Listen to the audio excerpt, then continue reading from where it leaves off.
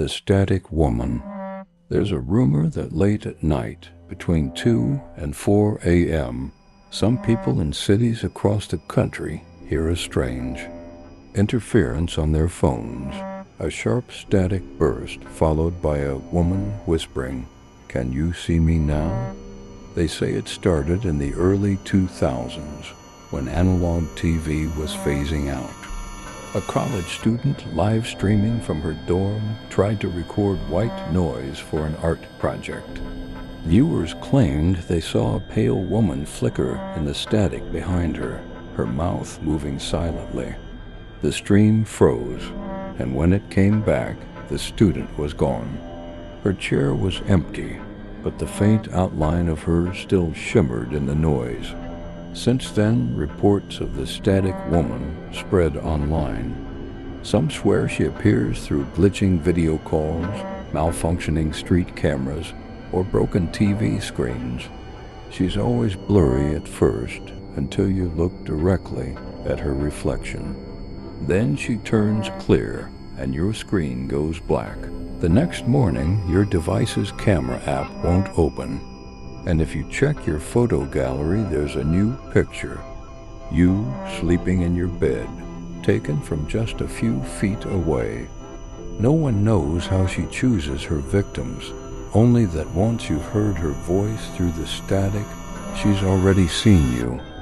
In the late 90s, people in rural Japan reported their TVs flickering at 2:40 a.m. For exactly 7 seconds, the screen showed a man made of static. No eyes, no mouth, just noise. Those who stared too long said their vision began to glitch, colors bleeding, shapes warping. By morning, their reflections were gone. Locals call it Dina Butuko, the static man. And sometimes he still interrupts lost signals.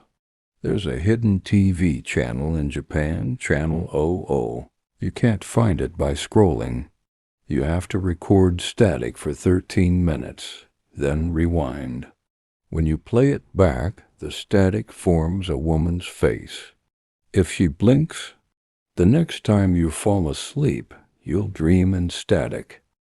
A radio host once received a tape labeled only return frequency. When he played it, the broadcast repeated his own voice perfectly, describing his movements live. Then it began saying things he hadn't done yet. The next day, he vanished mid-transmission. All they found was his mic, still recording static. Every year on July 23rd, at exactly 1:11 a.m., some old radios in Japan pick up a dead station. It plays a child's voice counting, but never reaching 10. Anyone who records it finds their audio file corrupted, replaced with their own breathing. They call it the lost transmission. No one knows what happens when it finally reaches 10. A woman in Kyoto said her television turned on by itself, showing her own living room. But the version of her on screen wasn't moving in sync, it was delayed. She leaned closer to the TV to check, and the version inside the screen smiled first. A pirate signal once interrupted public broadcast across Japan for 6 minutes. The voice said, "If you're hearing this, it's already found you." Everyone who reported hearing it later complained of a soft humming behind walls and phones. The government blamed equipment interference. The survivors say it's frequency 9 and it's still searching. Tape 88. Collectors of vintage camcorders talk about a tape labeled simply 88. It shows a family eating dinner, smiling too wide, repeating the same 5 seconds again and again.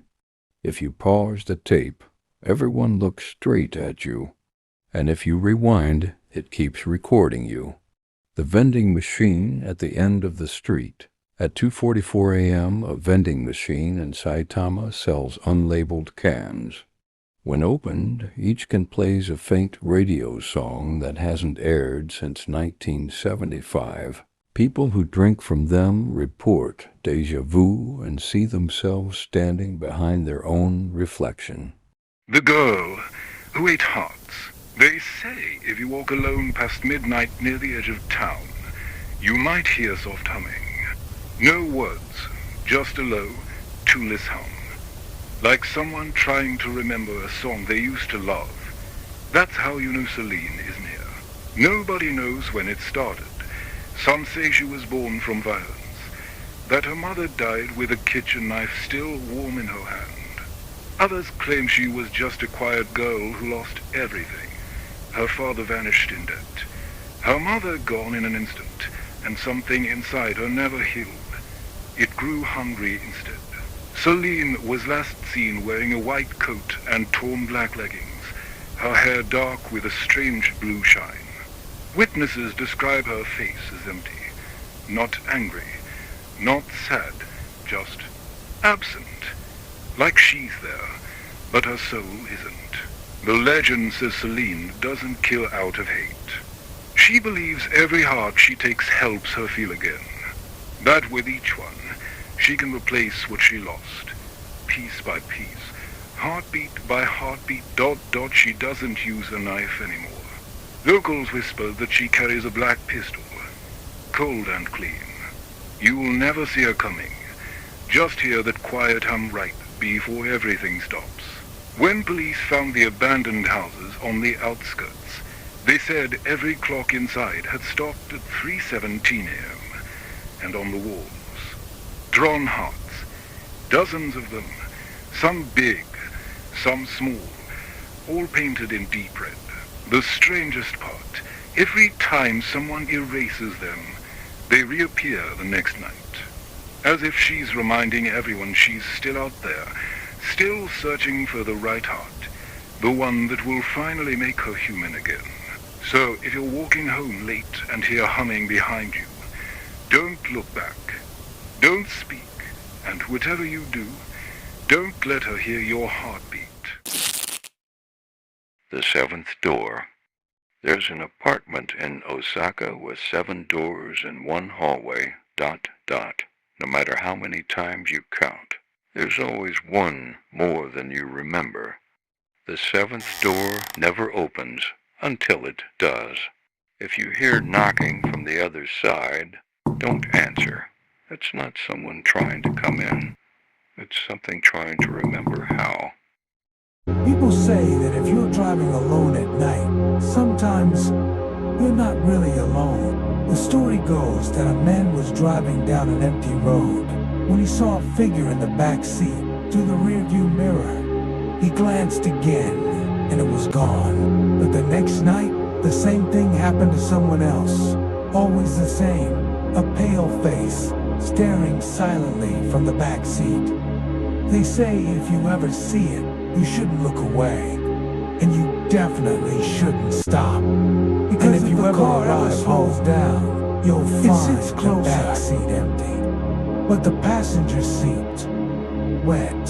Even though no one's been there, they call it the backseat rider, and the only rule: never drive alone after midnight. The girl who went missing at Lane. In a quiet neighborhood outside Yokohama, there's a narrow path locals call the Lane, too small for cars, lined with leaning fences and flickering lamps. It's the kind of shortcut students take when they're late for curfew. 15 years ago, a middle school girl named Ari was last seen there. Her friend said she ran ahead, laughing, and turned the corner near the final street light. By the time her friend reached it, Ari was gone. No scream, no footsteps, just the faint buzz of the light above and a single shoe lying in the gutter. Since then, people walking that way at night have reported seeing a girl in a sailor uniform standing at the end of the lane, facing the wall.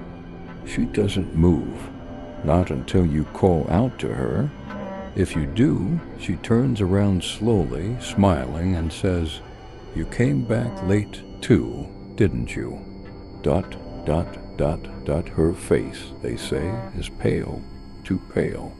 and her mouth doesn't stop smiling, even when she speaks. In the mountains of Japan, there's a shrine people refuse to visit after sunset. They call it Shijima Jinja, the Shrine of Silent Steps. Locals say it looks normal in the daytime. Old stone lanterns, fallen leaves, nothing strange. But at night, the path leading to it becomes quiet. Too quiet. Even the insects stop. They say if you step through the Torii gate after dark, you'll hear footsteps behind you. Soft, careful, almost polite. But when you turn around, there's no one there. The legend warns you not to bow in front of the shrine. Not at night, because the moment your head lowers, something stands up behind you. You'll feel its breath on your neck, cold like winter air. Some say the spirit is a forgotten priest. Others say it's something older, something that never wanted visitors. People who returned from the shrine said the same thing. As they walked away, the footsteps didn't stop. They followed them all the way home, right up to the door. And if you hear a second pair of footsteps inside your house, that means it came in with you. She sees you through the static.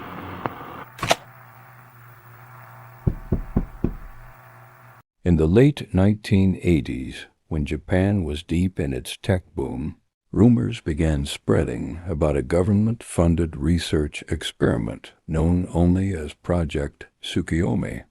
Officially, it never existed. There are no records, no funding reports, no scientists listed. But radio hobbyists across rural Japan began to notice something strange. A faint, repeating broadcast that played only after 2 a.m. It wasn't music or even a voice at first, just waves of distorted static rising and falling in rhythm, like breathing. Then came the whispers. Listeners described hearing fragments of Japanese lullabies, voices repeating coordinates, or sometimes their own names. The supposed aim of Project Tsukiyomi, according to leaked forum posts and a few lost research memos, was to create a frequency that could synchronize human consciousness through radio waves, a shared dream field. The idea was that if enough subjects were tuned in and deprived of outside stimuli, their minds would merge in the static. They'd see the moon together, as one file put it, hence the name Tsukiyomi, after the Shinto moon god. But something went wrong. After a week of transmission, the test subjects stopped responding to any external contact. EEG readings showed activity that didn't match normal brain waves, just a single repeating pattern, like a constant tone. When the radio frequency was played back through speakers, staff reported hearing breathing behind the sound. One technician claimed he saw faces flickering in the static on the monitors, mouthing something that wasn't Japanese. The lab supposedly shut down on October 19, 1989. That same night, several radio stations across the region experienced unexplained interference, a burst of white noise lasting exactly 6 minutes and 23 seconds. Afterward, a handful of listeners wrote to local papers describing the dream, a vast field under a blood-white moon, the air vibrating like a dying transmission. They said they weren't alone there. Sometimes, even now, people say if you tune an old shortwave radio between 89.3 and 89.7 megahertz on an October night, you'll hear it again, the Tsukiyomi frequency. If you listen too long, the static starts to shape itself into a voice that sounds almost like yours. And if you answer back, your reflection won't be quite in sync anymore. The sleeper in the vents. In the late 90s, people living in older apartment blocks across Japan started reporting something strange. Not ghosts, not sounds breathing. Slow, wet breathing coming from the air vents, mostly at night between 2:40 and 3:10 a.m. At first, they thought it was rats. Then tenants began hearing someone muttering, like a man speaking through dust soft, hoarse words nobody could make out. Landlords would check the vents the next morning, but they always led to sealed concrete walls. Then a woman on the 4th floor disappeared. Her bedroom door was locked from the inside. No signs of forced entry. When police broke it down, her phone was recording audio only. It captured her whispering, "It's coming from inside the vent again," followed by silence, then a single heavy inhale right next to the mic. The case was closed. They said she moved away. But neighbors still swear that if you stay awake long enough, you can hear breathing crawl through the pipes, getting slower, heavier, until it syncs with your own. And if you block the vent, it stops for a while, but the next night, it starts again from inside the walls.